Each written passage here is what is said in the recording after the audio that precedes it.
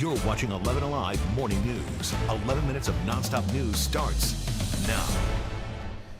First on 11 Alive Morning News, we're looking at a level 3 threat for severe weather this afternoon and enhanced risk over all of North Georgia. I'll let you know what you can expect this afternoon coming up.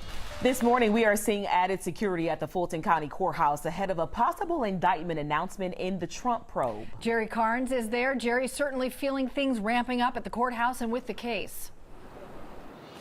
Absolutely. Good morning. Back behind me, you can see where Fulton County Sheriff's deputies have closed off a portion of Pryor Street in front of the Fulton County Courthouse to all vehicle traffic. It will stay that way through the 18th of this month. That is all in anticipation of an announcement from a Fulton County grand jury looking into possible criminal charges against former President Donald Trump. For over 2 years now, Fulton County District Attorney Fonnie Willis has led an investigation into allegations of election interference. Last week, a federal grand jury indicted the former president on charges that he knowingly spread lies about the 2020 election in order to overturn the vote in Georgia and several other states. Trump attorney John Lauro says the former president had a right to speak out.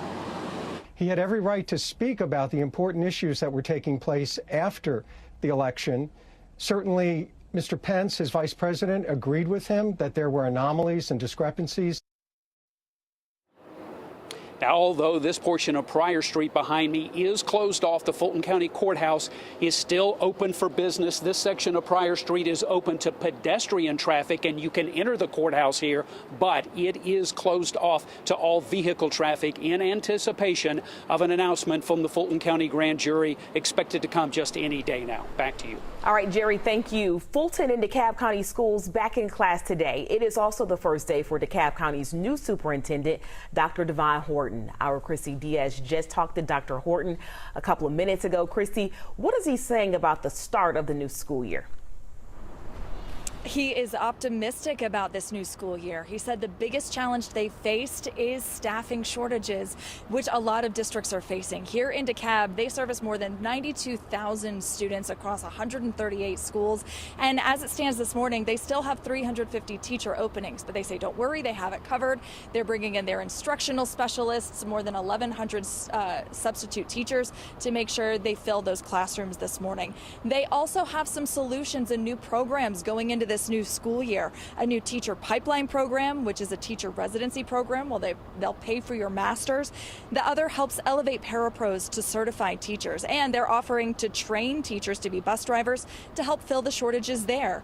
I spoke with the superintendent, Dr. Horton, less than 30 minutes ago, and he is excited about this new year. Take a listen. And they're excited about the opportunity to be a part of it, because this will be an opportunity on the teacher pipeline side for our current educators, who are phenomenal, to help develop the future. And that really doesn't happen a lot in the field. And so this is just a moment in history where we're 2 years from now, the vacancies, we may not have all of them done, but we won't have 350, maybe 50 at the most, which will be amazing.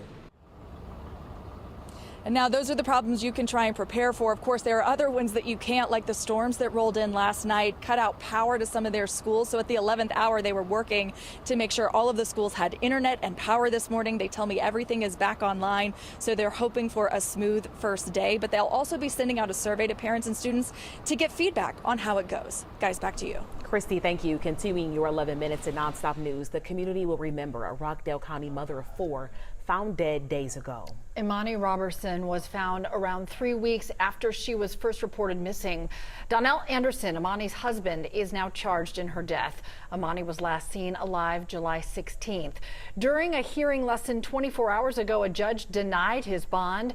There'll be a vigil for Imani at 8 tonight at her home on Plantation Boulevard in Conyers. People are asked to bring candles and balloons in Imani's favorite colors, purple and white. Today, the city of Atlanta will talk about ways to deter crime at businesses. One solution on the table, requiring some businesses to have surveillance cameras. The ordinance would mandate cameras at gas stations and convenience stores connected to gas stations. There will be a camera at each pump as well. Hours from now, Clarkston's city manager faces a possible vote on her future with the city. Under Shawana Cowie's watch, most of the city's police officers, along with other city employees, have quit, and they blame her for a toxic work environment, which Cowie insists is not the case. One item on the Clarkson City Council's agenda for tonight was added just on Sunday relating to what's described as the employment agreement with the city manager.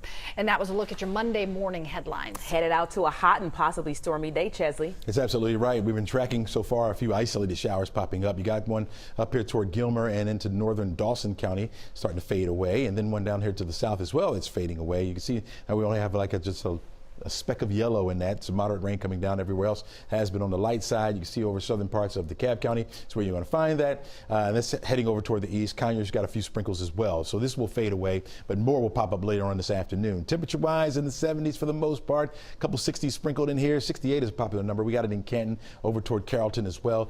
68 degrees also in Clayton. 66. One of the cool spots there, Covington and also Blairsville, here 65 degrees starting off this morning. It's not bad. A little bit of a breeze out there, but I think that wind will start to pick up a little bit later on this afternoon, where we have thunderstorms breaking out this afternoon. You're talking about some very damaging winds, certainly possible. Temperatures will be in the 90s for this afternoon, but when you factor in the humidity, it's going to feel like the triple digits in a lot of spots, especially from Atlanta southward today. That's where we have some heat advisories. Our southernmost counties down here to the south, Troop, Meriwether County, all the way over to Butts County, and also into Putnam and Jasper County is where we have a heat advisory. That's where we can see the heat index around 108. Certainly possible today. It's going to be a hot one out there before that rain gets in here. Certainly once the rain gets in, it'll start to knock our temperature back down just a little bit. So that's why I think we'll get up to about 94 before the rain gets in here, the clouds get in, and we'll start to see the temperatures begin to fall off. But look at this, not a whole lot going on throughout the southeast other than those isolated showers. And the shower could break out at any time, but the thunderstorms are more likely after 2 or 3 o'clock this afternoon. Tracking this front, you can see that cold front off to the west of us is going to make its way down toward the area as it begins to move in. That's where we'll see those thunderstorms erupting before the cold front or along that front. You notice the level 3 threat for a lot of areas. It includes all of North Georgia. That's a level 3 out of a possible 5. We call it an enhanced risk for severe weather. It's in this area right here that we can see the damaging winds. That would be the major threat, of course, along with some very heavy rain and also some frequent lightning associated with it. Tornado threat is low. Can't be ruled out, but it's very low for this afternoon. Here it is, our forecast track model. You can follow along with me with the time right there at the top of the screen. Shows, again, we'll start off with some sunshine in some spots. We do have a few clouds out there right now. We'll hold on to the sunshine at least through about noon today before more of those clouds begin to move in. It's after 2 or 3 o'clock that this line will start to slide further into our northwestern counties and then make our way down toward the metro area. I'm going to say between 4 and 5 o'clock. Will be with us at least about 7 o'clock before things begin to dissipate. And then we'll see a better looking day for tomorrow. We're going to give it partly sunny skies, only a 20% chance for the rain. It's my pick for the week. And then each and every afternoon, temperatures in the 90s with about a 30 to 40% chance for scattered showers and thunderstorms. 2 people are in jail this morning accused in the disappearance and death of Morgan Bauer. A big break in the case 7 years after she went missing. Bauer was 19 years old when she vanished in February of 2016. She'd just moved to Georgia 2 weeks earlier. Porterdale police say Jonathan Warren was arrested in Los Angeles and charged with murder. Police arrested Caitlin Globe in Peoria, Illinois. She's charged with concealing a death.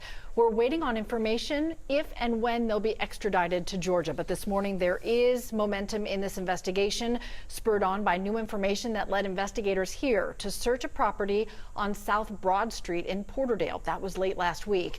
After 7 long years, it was the break they needed. The owners of a local Popeyes and some employees are now facing a lawsuit following this devastating incident here. It comes after a woman says she was the victim of a violent assault almost a year ago.